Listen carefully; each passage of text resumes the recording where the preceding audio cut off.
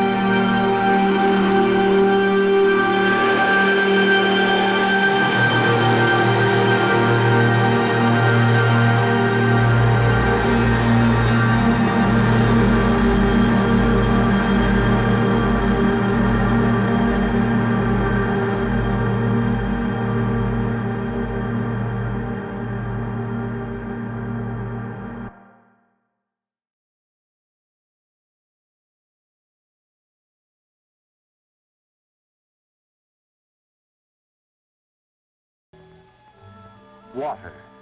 Clear, clean water. Man's greatest need, his greatest friend.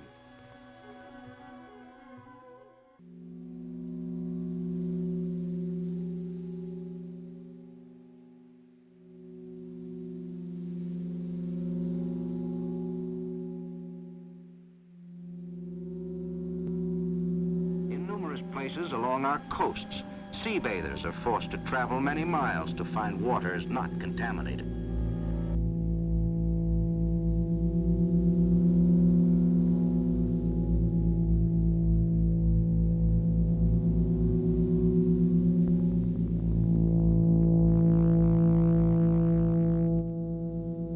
All of nature, the life of man, finds tongues in trees, sermons in stones, books in the running brooks. Livestock pastured near polluted water may become infected. Germ-infested shellfish taken from contaminated waters are a menace to health. Sewage-laden waters become depleted of oxygen to the point where they will no longer support aquatic life. Many a sportsman's paradise is threatened with destruction, or has already been destroyed by the pollution of our streams.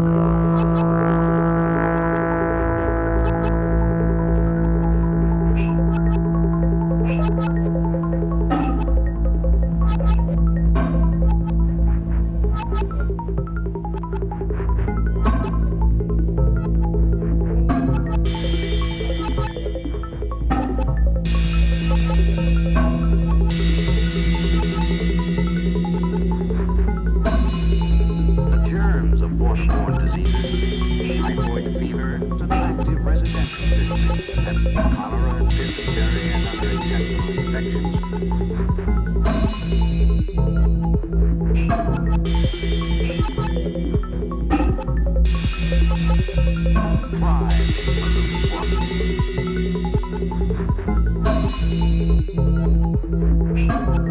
Pollution of our natural water causes the coarse material. Settling of solids, sludge digestion.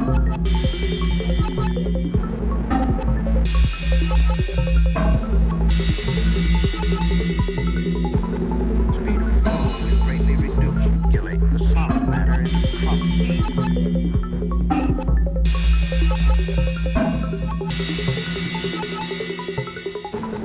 Sludge process, in which large quantities of N10 and with 300.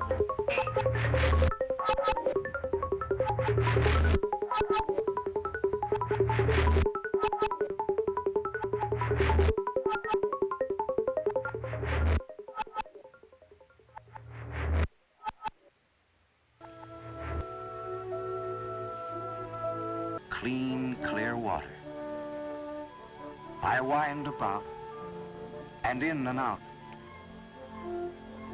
with here a blossom sailing, and draw them all along and flow to join the brimming river. For men may come and men may go, but I go on forever.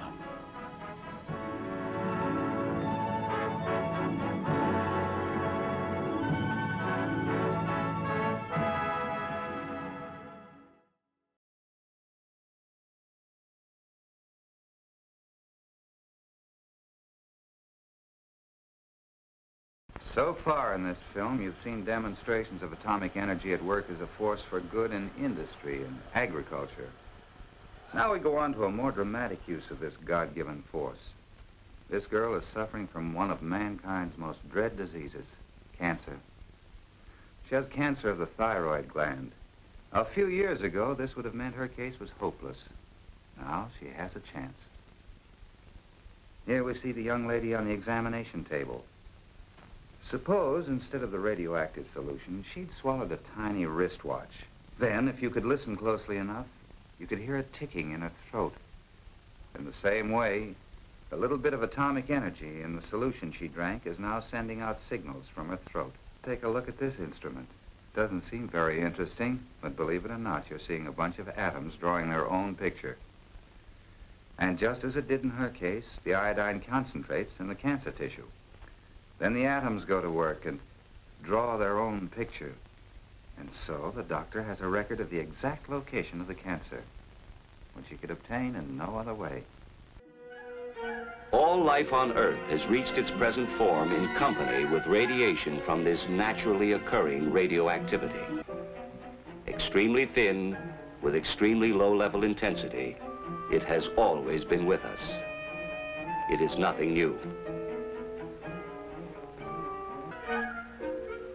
Most people find it hard to understand how silent, invisible rays, which cannot even be felt, could be so damaging. What is a cell, and what happens when it is attacked? It's a simple organism, which reproduces itself by dividing. Our bodies are made up of millions of cells.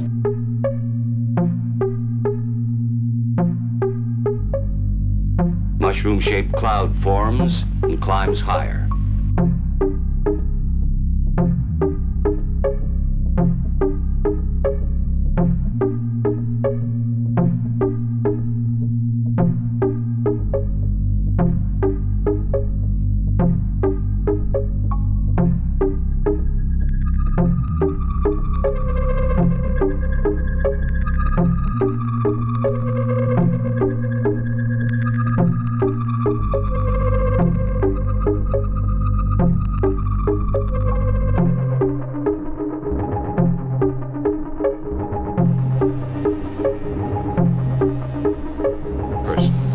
This man needs medical attention. When there is any doubt as to the cause of the patient's condition, They are damaged. Most of them can repair themselves if the total dose over a period of time is not too high.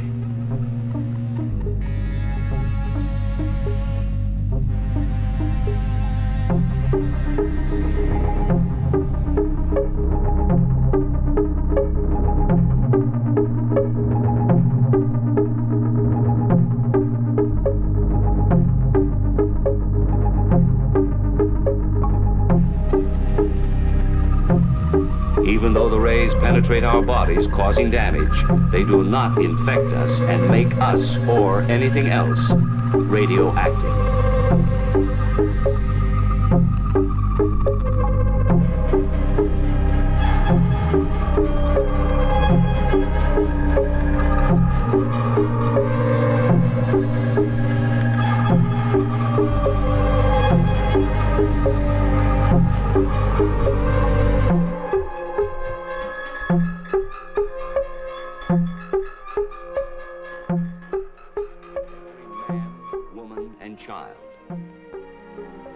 And this goal can be reached.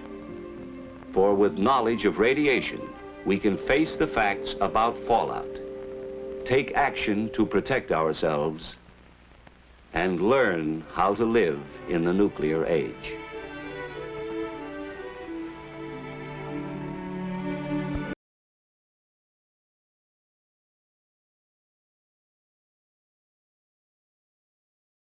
I can't say what I'd be thinking about.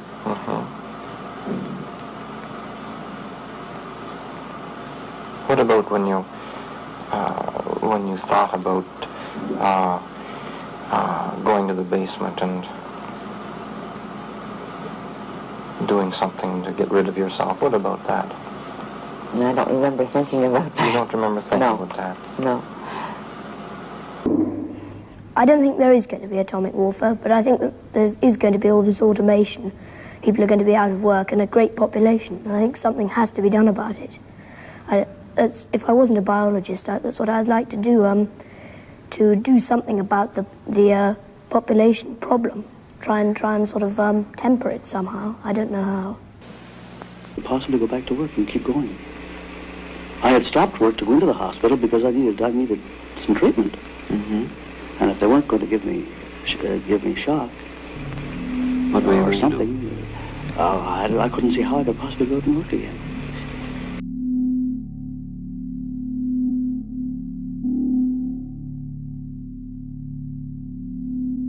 Well, I think all these atomic bombs will be dropping around the place, and one will get near the centre because it will sort of make a huge, great big crater, and then the world will just melt, and the world will become one vast atomic explosion, and it will become like a supernova, stars.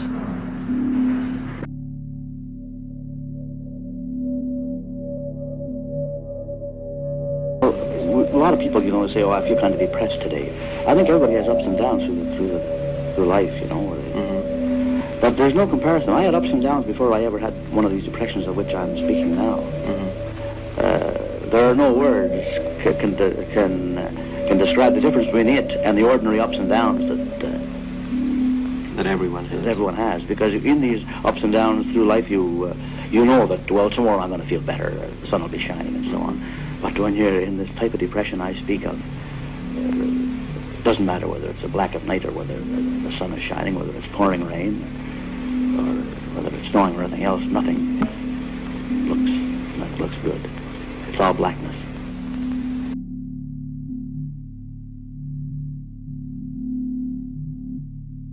People wouldn't be able to live in ordinary houses because that would take up too much room. It'd have to be in flats, piled on top of one another, like that. And the houses would be rather small, and everything would be cramped up, very cramped. All I could see was death. For instance, I'd say, what's the use of getting up? What's the use of eating? I'm only going to die someday anyway.